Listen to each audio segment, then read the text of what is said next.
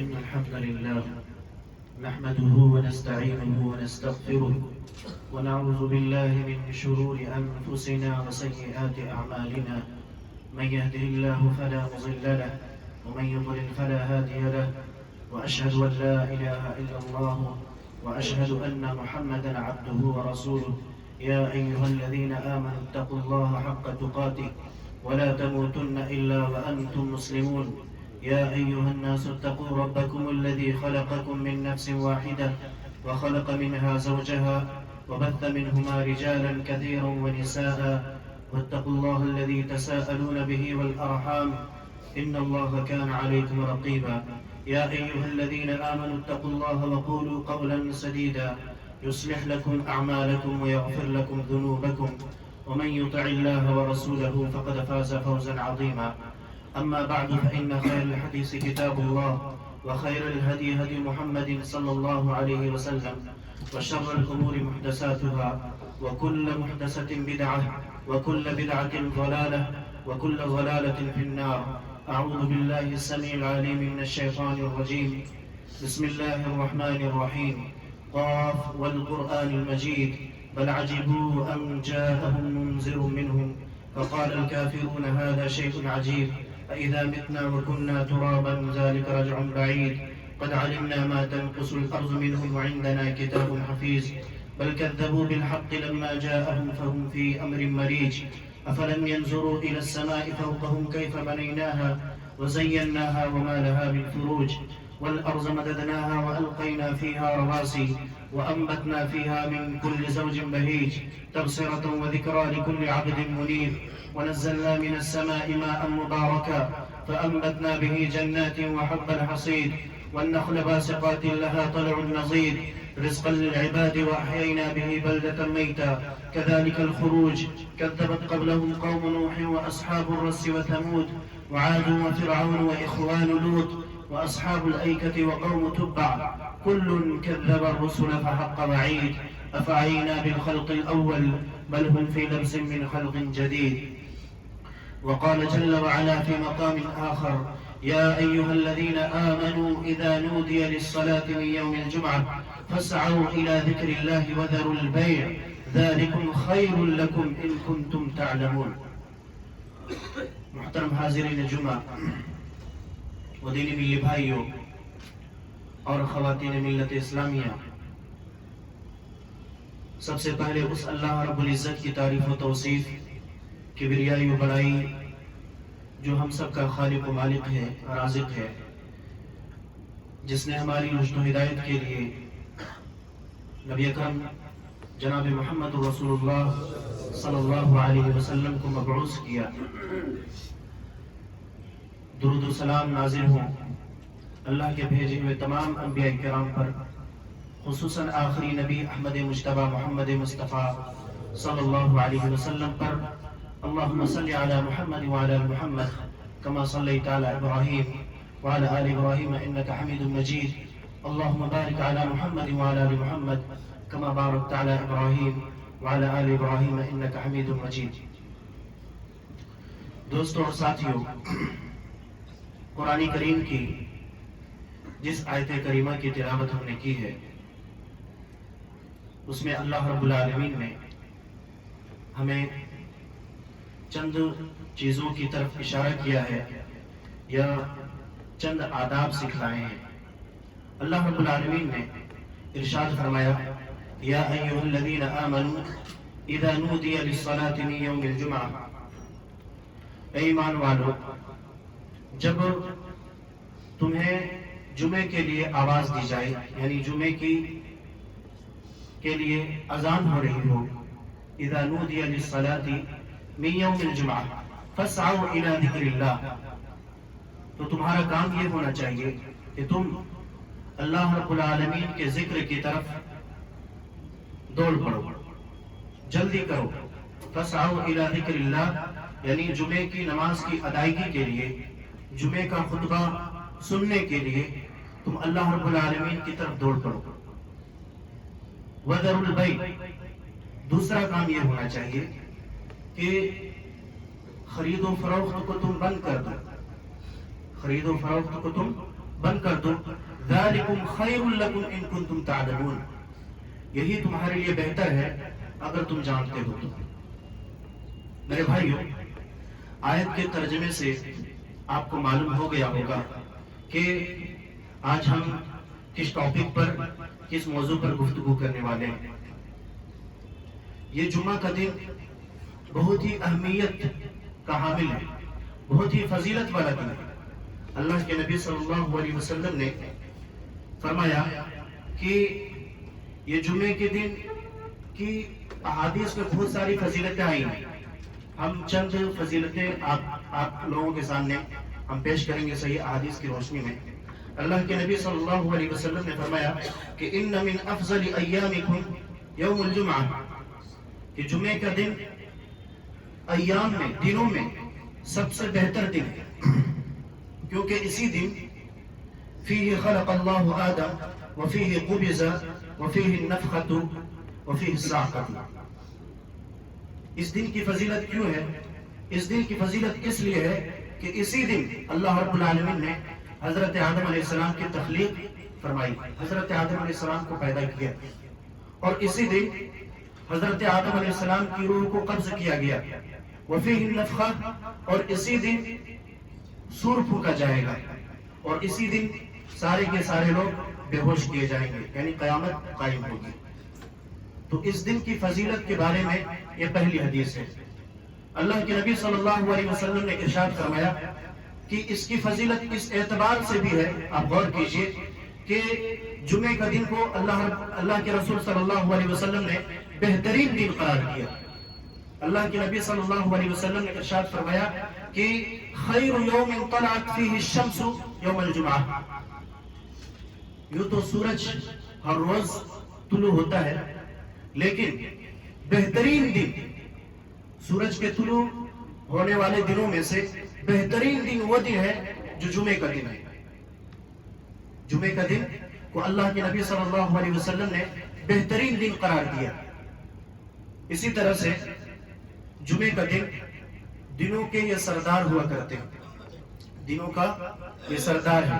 اللہ کے نبی صلی اللہ علیہ وسلم نے ارشاد فرمایا کہ ان یوم الجمعہ سید الایام واعظمها عند اللہ، اور اللہ رب العالمین کے نزدیک اس کی عظمت بہت زیادہ ہے. واعظمها عند اللہ وهو اعظم عند اللہ من یوم الاضحى ویوم الفطر، اور اللہ رب العالمین کے نزدیک اس کی عظمت یوم الاضحیٰ اور یوم الفطر سے بھی زیادہ ہے. اب غور کیجیے، اللہ کے نبی صلی اللہ علیہ وسلم نے ارشاد فرمایا کہ قربانی کے دن اور یوم الفطر، عید کے دن سے بھی زیادہ عظمت اللہ رب العالمین کے نزدیک یہ جمعے کے دن ہے. آپ اس حدیث سے جمعے کے دن کی اہمیت کا اندازہ لگا سکتے ہیں کہ کتنی اہمیت اور فضیلت والا یہ دن ہے. اسی لیے اللہ کے رسول صلی اللہ علیہ وسلم نے جمعے کے دن کو مسلمانوں کے لیے عید کا دن قرار دیا. اللہ کے نبی صلی اللہ علیہ وسلم نے فرمایا ان هذا یوم عید جعلہ اللہ للمسلمین. اللہ رب العالمین نے اس جمعے کو، یعنی جمعے کے دن کو مسلمانوں کے لیے عید کا دن قرار دیا، مسلمانوں کے لیے عید کا دن قرار دیا. تو اس دن کا خاص ہمیں اہتمام کرنا چاہیے. اللہ کے نبی صلی اللہ علیہ وسلم نے آگے ارشاد فرمایا کہ جمعے کے دن غسل کا اہتمام کرنا چاہیے، اور جس قدر ممکن ہو سکے خوشبوؤں کا استعمال کرنا چاہیے. اس حدیث کے اندر آگے آپ صلی اللہ علیہ وسلم کے ارشاد فرمایا. جمعے کی اہمیت اس وجہ سے بھی ہے کہ قوم یہود مسلمانوں سے جو حسد کرتی ہے، مسلمانوں کے تئیں، مسلمانوں کے خلاف ان کے دل میں بغض ہوتا ہے. بغض ہونے کے اسباب میں سے ایک سبب یہ ہے کہ مسلمانوں کے حصے میں، مسلمانوں کے نصیب میں اللہ رب العالمین نے جمعہ لکھا ہے. حضرت عائشہ رضی اللہ تعالی عنہ بیان کرتی ہیں کہ اللہ کے رسول صلی اللہ علیہ وسلم کی خدمت میں ایک یہودی نے اجازت چاہی. ایک یہودی نے یہ کہا کہ اللہ کے رسول، ہم آپ صلی اللہ علیہ وسلم کی خدمت میں حاضر ہونا چاہتے ہیں. آپ صلی اللہ علیہ وسلم نے اجازت دے دی. اس کے بعد انہوں نے سلام کیا، کہا کہ السلام علیکم، تجھ پر موت ہو. نبی صلی اللہ علیہ وسلم کو معاذ اللہ یہ کہا کہ تجھ پر موت ہو. آپ صلی اللہ علیہ وسلم نے جواب کہا وعلیکہ۔ حضرت عائشہ رضی اللہ تعالیٰ عنہ کہتی ہے کہ میں نے جواب دینا چاہا کہ اس کے بعد پھر 2 یہودی اور آئے مزید، انہوں نے بھی اسی طرح کا سلام کیا، مجھ سے رہا نہ کیا۔ میں نے کہا کہ تم پر اللہ رب العالمین کا غضب نازل ہو، تم پر اللہ رب العالمین کا غضب نازل ہو، تم پر موت آئے۔ نبی اکرم صلی اللہ علیہ وسلم نے حضرت عائشہ رضی اللہ تعالیٰ عنہ کو نصیحت کرتے ہوئے فرمایا کہ بد زبانی نہ کرو، بد کلامی نہ کرو، بلکہ ہم نے اس کا جواب دے دیا ہے، ہم نے اس کا جواب دے دیا وعلیکہ، کہ تم پر آئے، موت تم پر آئے۔ اللہ کے نبی صلی اللہ علیہ وسلم نے جواب دے دیا۔ پھر آپ صلی اللہ علیہ وسلم نے بیان فرمایا کہ یہ یہودی، یہ قوم یہود مسلمانوں سے حسد کرتی ہے اس وجہ سے جس قدر جمعے کی اہمیت کو جان کر کے، جمعے کی اہمیت یعنی جمعے کا دن مسلمانوں کو نصیب ہوا، اس وجہ سے یہ قوم یہود بہت زیادہ مسلمانوں سے حسد کرتی ہے، حسد کرتی ہے، اور مسلمانوں کے قبلے کی وجہ سے حسد کرتی ہے یہ قوم یہود۔ اسی طرح سے امام کے پیچھے آمین کہنے کی وجہ سے یہ قوم یہود حسد کرتی ہے۔ تو جمعے کی اہمیت و فضیلت کا اندازہ آپ اس حدیث سے لگا سکتے ہیں۔ اور اسی طرح سے اللہ کے نبی صلی اللہ علیہ وسلم کے فرمان کے مطابق جمعے کی اہمیت و فضیلت کا اندازہ آپ اس حدیث سے بھی لگا سکتے ہیں کہ اللہ کے نبی صلی اللہ علیہ وسلم نے بیان فرمایا کہ جمعے کے دن ایک ایسی گھڑی ہوتی ہے جس میں ایک مومن، ایک بندہ مومن، ایک مسلمان کی ہر جائز دعا قبول کی جاتی ہے۔ اللہ کے نبی صلی اللہ علیہ وسلم نے ارشاد فرمایا یوم الجمعۃ 12 ساعۃ، کہ جمعے کے دن 12 گھڑی ہوا کرتی ہے، یعنی 12 مخصوص اوقات ہوا کرتے ہیں، ان میں سے ایک وقت ایسا ہوا کرتا ہے کہ فیہا ساعۃ لا یوجد مسلم یسأل اللہ فیہا شیئا الا اعطاہ، اس میں سے ایک گھڑی ایسی ہوتی ہے، ایک وقت ایسا ہوتا ہے کہ ایک بندہ مومن جو بھی اللہ رب العالمین سے جائز دعا کرتا ہے اس کی دعا قبول کی جاتی ہے، اسے اللہ رب العالمین عطا کرتا ہے۔ فَالْتَمِسُوهَا آخِرَ سَاعَةٍ بَعْدَ الْعَصْرِ، اللہ کے نبی صلی اللہ علیہ وسلم نے ارشاد فرمایا کہ تم اس گھڑی کو تلاش کرو، کب؟ عصر کے بعد، عصر کے بعد، جمعے کے دن عصر کے بعد تم اس گھڑی کو تلاش کرو۔ تو یہ چند فضائل، چند اہمیت، جمعے کی اہمیت پر دلائل کرنے والے احادیث ہم نے آپ لوگوں کے سامنے ذکر کیے۔ اس سے آپ اندازہ لگا سکتے ہیں کہ جمعے کے دن کی کیا اہمیت ہے، کتنی فضیلت ہے۔ اب ہم آتے ہیں احکام کی طرف، آداب کی طرف، کہ جب اتنی اہمیت ہے، جب اتنی فضیلت ہے تو ہمیں کیا کرنا چاہیے، ہمیں کیا کیا اہتمام کرنا چاہیے۔ میرے بھائیو، جمعے کے دن کو، جمعے کے دن یا جمعے کی رات میں، یہ رات جو گزر چکی ہے اس میں آپ سورۃ الکہف پڑھ سکتے ہیں۔ اللہ کے نبی صلی اللہ علیہ وسلم نے ارشاد فرمایا کہ من قرأ سورۃ الکہف فی یوم الجمعۃ اضاء له من النور ما بین الجمعتین، اللہ کے نبی صلی اللہ علیہ وسلم نے ارشاد فرمایا کہ جو جمعے کے دن سورۃ الکہف کی تلاوت کرتا ہے، من قرأ سورۃ الکہف فی یوم الجمعہ اضاء له من النور ما بین الجمعتین، اس کے لیے ایک نور اللہ رب العالمین کی طرف سے ایک جمعے سے لے کر دوسرے جمعے تک اس کے لیے ایک نور کو خاص کر دیا جاتا ہے، یعنی اس پر اللہ رب العالمین کی خاص رحمت نازل ہوتی ہے، اس کی خاص، اللہ رب العالمین کی اس پر خاص مدد نازل کی جاتی ہے۔ تو ہمیں سب سے پہلے جمعے کے دن سورۃ الکہف کا اہتمام کرنا چاہیے، ہم سورۃ الکہف کی تلاوت کریں۔ اسی طرح سے دوسری چیز ہم یہ کریں کہ بکثرت اللہ کے نبی صلی اللہ علیہ وسلم پر درود بھیجیں، اللہ کے نبی صلی اللہ علیہ وسلم پر بکثرت درود بھیجیں۔ اللہ کے نبی صلی اللہ علیہ وسلم نے ارشاد فرمایا فَأَكْثِرُوا عَلَيَّ مِنَ الصَّلَاةِ فِيهِ فَإِنَّ صَلَاتَكُمْ مَعْرُوضَةٌ عَلَيَّ، تم جمعے کے دن کثرت سے مجھ پر درود بھیجو، فَإِنَّ صَلَاتَكُمْ مَعْرُوضَةٌ عَلَيَّ، کیونکہ تمہارا درود بھیجنا یعنی اللہم صلی علی محمد وعلی آل محمد پڑھنا، یہ مجھ پر پیش کیا جاتا ہے۔ صحابہ کرام نے عرض کیا اللہ کے رسول صلی اللہ علیہ وسلم، آپ کی تو ہڈیاں گل جائیں گی، سڑ جائیں گی، ختم ہو جائیں گی، پھر کیسے آپ صلی اللہ علیہ وسلم پر درود پیش کیا جائے گا؟ اللہ کے نبی صلی اللہ علیہ وسلم نے ارشاد فرمایا کہ انبیاء کرام کے اجساد، انبیاء کرام کے جسم کو اللہ رب العالمین نے مٹی پر حرام قرار دیا، مٹی پر حرام کر دیا، یعنی انبیاء کرام کے اجساد، انبیاء کرام کے جسم صحیح اور سالم رہیں گے۔ تو ہمیں کثرت سے جمعے کے دن اللہ کے نبی صلی اللہ علیہ وسلم پر درود کا اہتمام کرنا چاہیے۔ اور درود کے بہت سارے فضائل میرے بھائی، اللہ کے نبی صلی اللہ علیہ وسلم نے ارشاد فرمایا کہ جو مجھ پر ایک مرتبہ درود بھیجتا ہے، جو مجھ پر ایک مرتبہ درود بھیجتا ہے، اللہ کے نبی صلی اللہ علیہ وسلم فرماتے ہیں کہ درود بھیجنے والے شخص کے 10 گناہ معاف کر دیے جاتے ہیں، 10 درجات بلند کر دیے جاتے ہیں، 10 رحمتیں اس پر نازل کی جاتی ہیں۔ اور اللہ کے نبی صلی اللہ علیہ وسلم نے ارشاد فرمایا کہ جو شخص صبح اور شام کو 10 مرتبہ مجھ پر درود بھیجتا ہے، ادرکت و شفاعتی یوم القیامہ، روز قیامت اسے میری شفاعت حاصل ہوگی۔ یہ درود بھیجنے کے فضائل ہیں۔ جمعے کے دن خاص اہتمام کرنا چاہیے، عام دنوں میں بھی اہتمام کرنا چاہیے، عام دنوں میں بھی اہتمام کرنا چاہیے۔ تو یہ دوسری چیز ہے۔ تیسری چیز، جمعے کے لیے جلدی آنا، جمعے کے لیے جلدی آنے کا اہتمام کرنا چاہیے۔ اللہ کے نبی صلی اللہ علیہ وسلم نے ارشاد فرمایا اذا كان يوم الجمعة وقفت الملائکہ، جب جمعے کا دن ہوتا ہے تو فرشتے جمعے کے دن مسجد کے دروازے پر کھڑے ہو جاتے ہیں رجسٹر لیے، اور جو پہلی گھڑی میں آتا ہے، پہلے وقت میں آتا ہے، اس کے لیے اونٹ کی قربانی کا ثواب اسے اس کے حق میں دیا جاتا ہے۔ جو دوسری گھڑی میں آتا ہے، اللہ کے نبی صلی اللہ علیہ وسلم نے ارشاد فرمایا اسے گائے کی قربانی کا ثواب حاصل ہوتا ہے۔ جو تیسری گھڑی میں آتا ہے، اللہ کے نبی صلی اللہ علیہ وسلم نے فرمایا اسے مینڈھے کی قربانی کا ثواب دیا جاتا ہے۔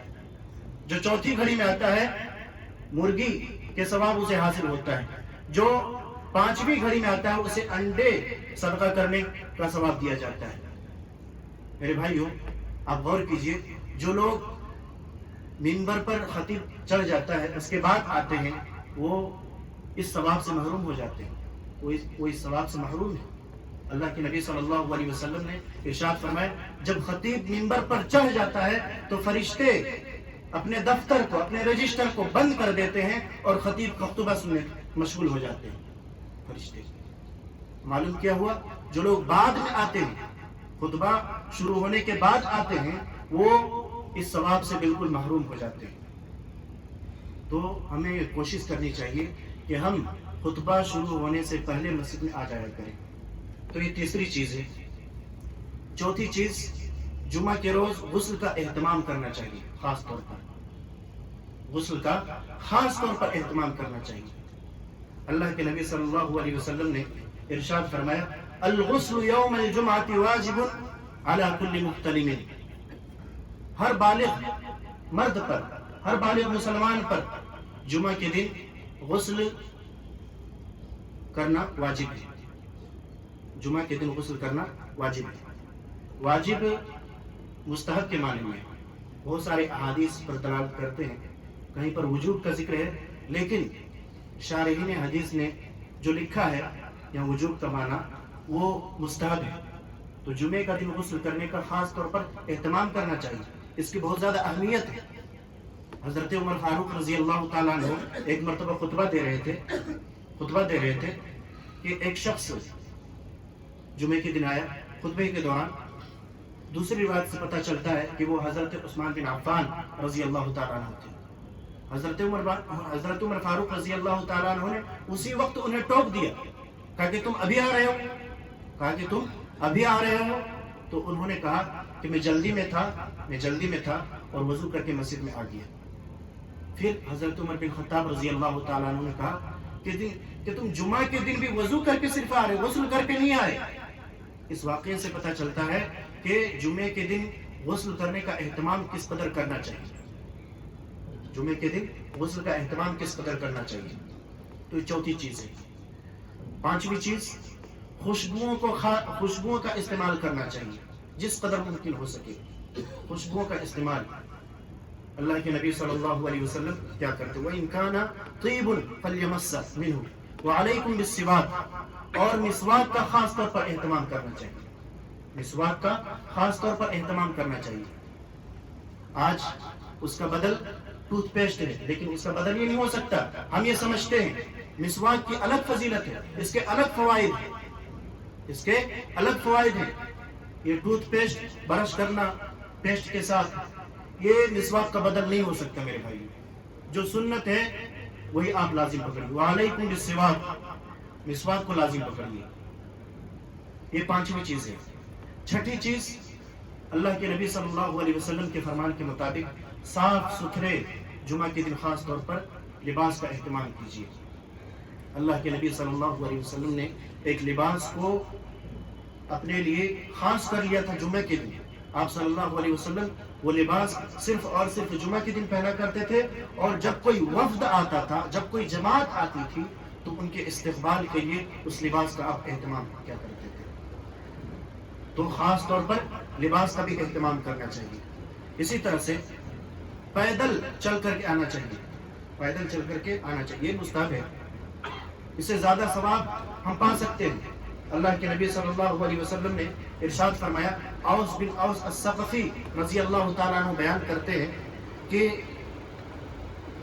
من غسل یوم الجمعۃ اغتسل، جس نے جمعہ کے دن بہترین طریقے سے غسل کیا، بہترین طریقے سے غسل کیا، اس کے بعد سوار ہو کر کے نہیں آیا بلکہ پیدل چل کر کے آیا، سوار ہو کر کے نہیں آیا بلکہ پیدل چل کر کے آیا، مسواک کا اہتمام کیا، خوشبوؤں کا استعمال کیا، خوشبوؤں کا استعمال کیا.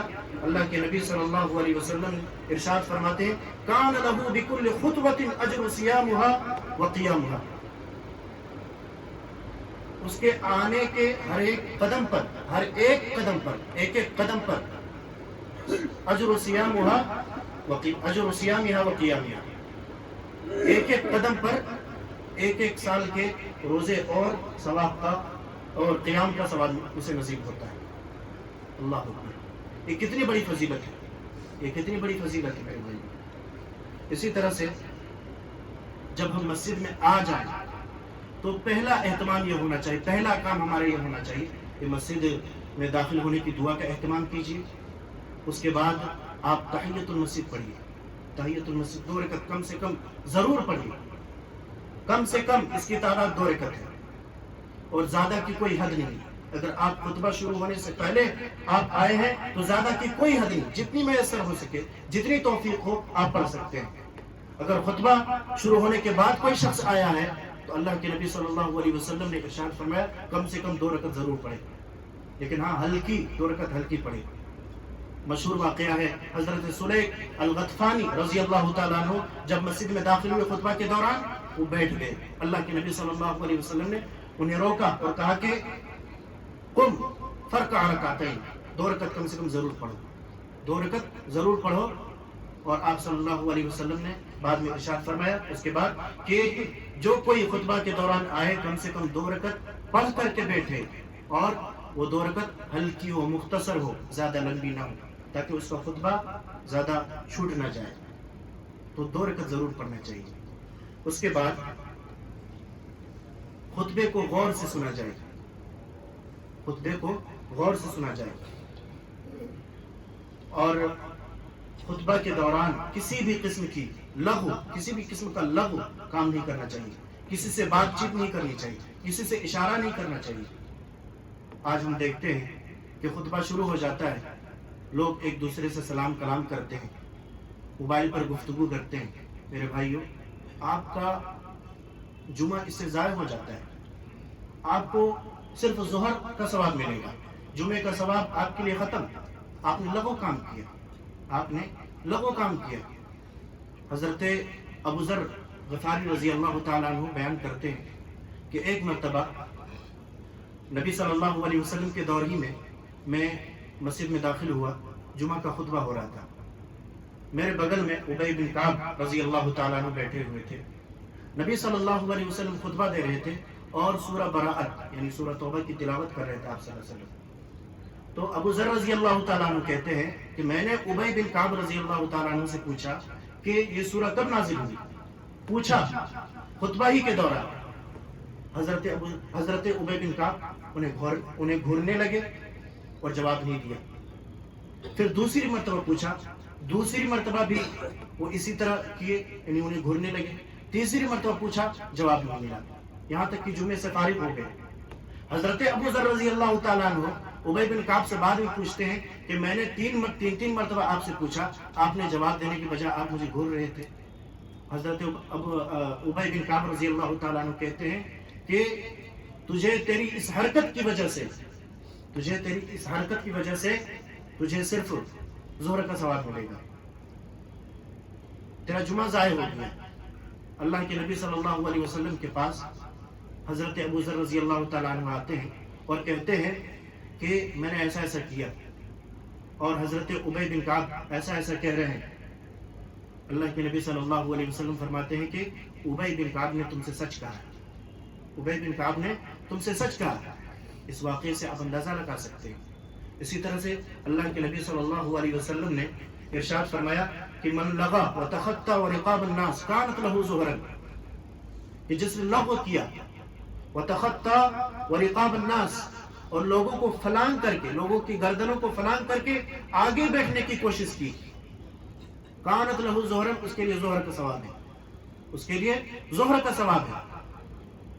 تو گردنوں کو نہ فلاننا جائے. آگے اگر بیٹھنا آپ کو, آپ پہلے آئیے. اسی طرح سے دوسرے کو اٹھا کر کے اس کی جگہ پر نہ بیٹھیے. دیکھنے میں یہ آتا ہے کہ کچھ لوگ بعد میں آتے ہیں اور جگہ ڈھونڈنے کی کوشش کرتے ہیں, بلکہ اپنے بھائی سے کہتے تھوڑا اٹھ جائیے, ہم 2 رکعت پڑھ کے آپ کو اس جگہ دے دیں گے, وہ جگہ پھر دوبارہ دے دیں گے. یہ بھی غلط ہے. اللہ کے نبی صلی اللہ علیہ وسلم نے ارشاد فرمایا کہ کوئی کسی کو اٹھا کر کے اس کی جگہ پر نہ بیٹھے, اس کی جگہ پر نہ بیٹھے. کسی بھی قسم کی گفتگو نہیں ہونی چاہیے میرے بھائیو. تو یہ چند احکام ہیں, چند آداب ہیں, اس کا ہم خاص طور پر خیال رکھیں.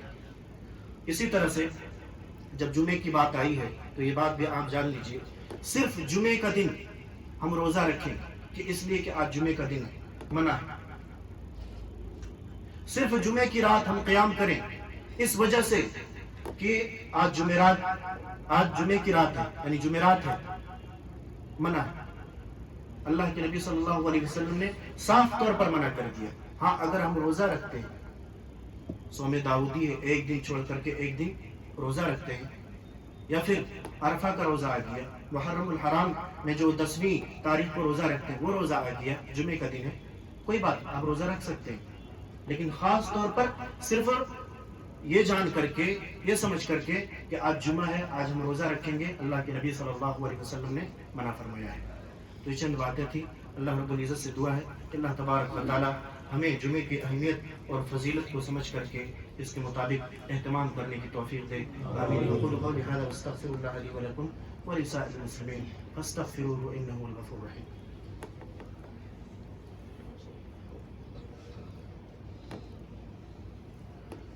إن الحمد لله نحمده ونستعينه ونستغفره ونعوذ بالله من شرور أنفسنا وسيئات أعمالنا, من يهده الله فلا مضل له ومن يضلل فلا هادي له, ونشهد أن لا إله إلا الله وحده لا شريك له, ونشهد أن محمدا عبده ورسوله. أما بعد, إن الله وملائكته يصلون على النبي يا أيها الذين آمنوا صلوا عليه وسلموا تسليما.